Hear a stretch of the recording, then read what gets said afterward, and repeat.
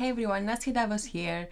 Welcome to this video. So in this video, I want to answer one of your questions, a question that I have been seeing a lot, especially lately, because it's January, the new year, people are taking this opportunity of the fresh start to make a serious quit attempt. So what I've been seeing a lot, and I think it's very important to address so you can move forward if you're stuck in this part. A lot of you are asking, why do I keep on smoking even though I want to quit? Why do I keep on smoking even though I need to quit? I want to be free. I would like, yet again, I put my New Year's resolution is to be free from smoking this year. And here I am, keep on smoking one cigarette after the other, and I'm stuck. So if this is you, if you're stuck between wanting to be smoke-free and smoking, this video is for you. Because this conflict does not feel good, but it is very normal. It's a very normal conflict that we have when we're addicted to anything. So part of being addicted is living with this conflict, and I will explain exactly why. But let's talk about this for a moment. Right now, there is a part of you that wants to be smoke-free. That part of you, it wants to stop feeling guilty, stop worrying, stop being unhealthy, stop worrying about your health, stop worrying about when you can have the next cigarette, or if you run out of cigarettes, or when you're allowed to smoke. This part of you wants to be free, wants to be healthy, wants to live up according to your ideal self, your standard, your values. And at the same time, there is another part of you that coexists, that wants to keep on smoking. That part of you wants to not feel deprived, of course. It wants to smoke the next cigarette. It keeps saying, later, we're going to quit smoking later. It wants to smoke. And I think it's important to say that the part of you, the addicted part of you, the addicted part that's in every smoker or vapor or someone who's addicted to anything, the addicted part of you is not self-destructive. It doesn't want to harm you. It is just afraid. Because when we smoke, it's because we believe that it adds a value to our lives. It helps us cope with stress and focus and concentrate and enjoy social occasions and start our day fresh and unwind and enjoy life's moments. We see a benefit in smoking, and the addicted part of us is afraid that if we quit, we will lose those perceived benefits and we will be unhappy and feel deprived and turn into someone we don't like. So the addicted part of us, it has just been hijacked. It does not mean any harm.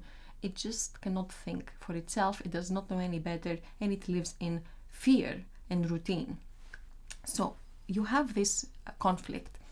It doesn't feel good, of course, but having this conflict, which of course you have for years at times, but there are moments that it surfaces and becomes stronger.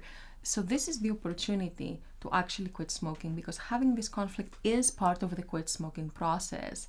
It's not a symptom of something being wrong. It's a symptom, a sign of something being right, because without this conflict, you cannot make the decision to quit smoking. Without experiencing this conflict, and many times in high intensity, you cannot make the decision to take the path, find a way, quit smoking, commit, follow the process, and succeed. So having this conflict is the very beginning of quitting smoking, and specifically the very beginning of making the decision to quit smoking, which is the first quit smoking stage of the CBQ method. So if you have this, it just means you're getting started. It does not mean that something is wrong. Nothing is wrong.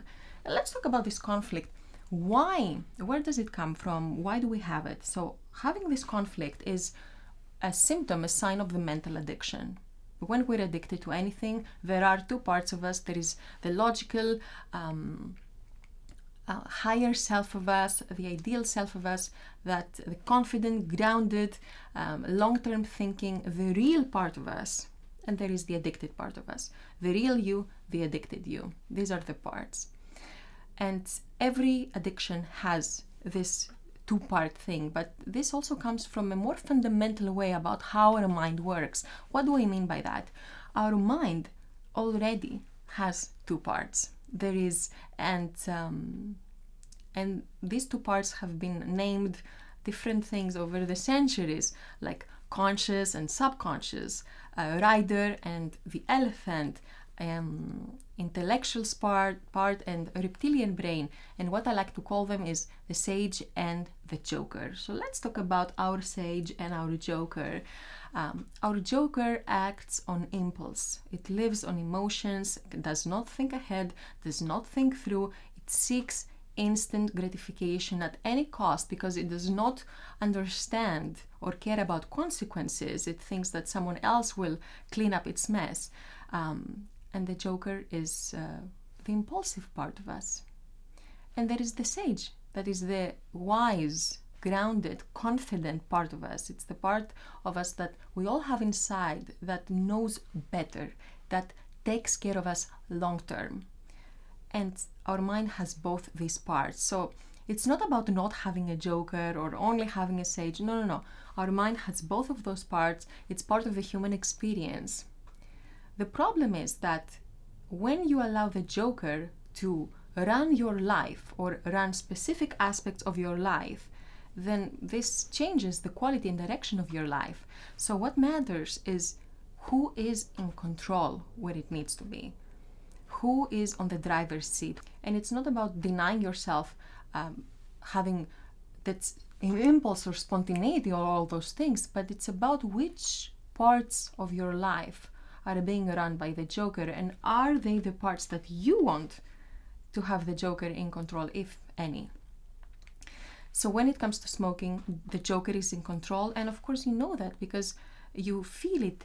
Something happens, the first response is a cigarette, without even thinking it through. And of course you know that because the joker runs the show. So part of quitting smoking is putting the sage back in control, is taming your joker, putting the sage back in control where it belongs.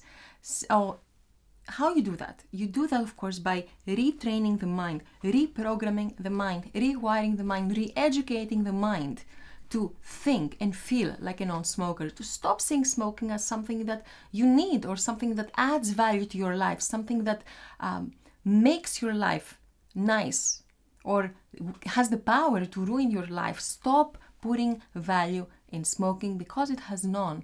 So putting the sage back in control means retraining the mind to think and feel like a non-smoker, and of course to stop seeing smoking as something valuable, as something beneficial. So how you do that? You do that by following the 4 stages of the CBQ method, the 4 quit smoking stages. You choose to quit, you change your mindset, you change your smoking pattern, and you condition your smoke-free life. And these 4 stages are not just the 4 stages of the CBQ method. They are the stages, the mental and behavioral phases we need to go through so we can change our thinking and change our addictions and stop being held captives by our vices and addictions. So this is how you retrain the mind. So if you want to learn more about the 4 stages, and important that by going through these 4 stages, training the mind means that you will not have to use willpower to tame your joker. Because imagine you have the joker and you are forcing it with willpower, you're telling it, you shouldn't be smoking. Of course, this does not change the nature of the joker, and it does not put the sage in control either. It's just an infinite struggle that leads nowhere. So by retraining the mind and putting the sage back in control is the only way to stop desiring cigarettes, to stop craving cigarettes. So if you want to learn more about the 4 quit smoking stages that train your mind and put your sage back in control of your quit smoking efforts, I will put more links in the description of this video. And if you have just joined the CBQ program and you have this conflict, just keep on going. It will be resolved. Follow all the steps because it is part of the process. I hope this video was helpful to you. Let me know in the comments if you liked it. I'm looking forward to reading your comments, and I'll see you in the next video.